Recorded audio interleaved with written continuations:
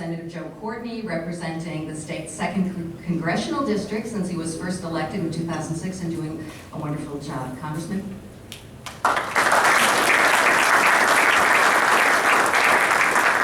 Thank you, Elizabeth. And she was too polite to actually remind people that when I was elected, I only won by 83 votes that first time. And you know, Dr. Anwar was so gracious when I arrived here and thanking me for actually leaving my district to come over this evening. But as I think you'll all appreciate, any day I can stand in front of a room with more than 83 people, that's a good day. And I'm more than happy to be your guest here this evening.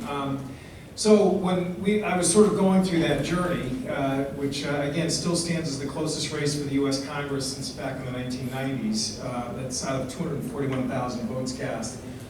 You know, we obviously, in the 64 towns that make up Eastern Connecticut's 2nd District, you know, we're out there beating the bushes as much as we could. Running as a challenger in a congressional race is a very low percentage operation, and you know, really sort of, it seemed out of nowhere. I was contacted by Dr. Anwar, who said he wanted to help, and you know, it was again really kind of remarkable since he really didn't know me that well, and even more remarkable because he didn't even live in the district.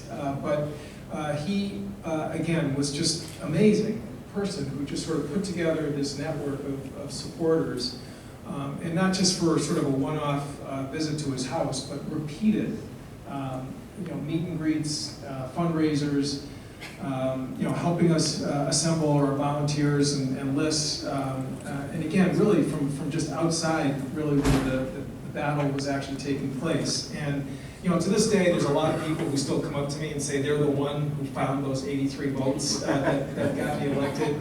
But this guy, and I mean this sincerely, was somebody who really could legitimately claim that achievement in terms of, again, getting people to connect who otherwise never would have ever found their way to being part of that coalition. So, you know, as a person, I mean, will be eternally grateful for you and your family for all the help that you so, you know, completely generously gave, and had really no agenda that you were sort of looking for. I mean, there wasn't really been a time where he has called me in the 8 years and 8.5 years since that really has demanded sort of, you know, retribution in terms of his efforts. The only time really we talked about issues was when the earthquake hit in Haiti, and he just really wanted to make sure that, you know, our country was going to step up and really provide the help for people in need. And again, a far-ranging sort of issue from South Windsor.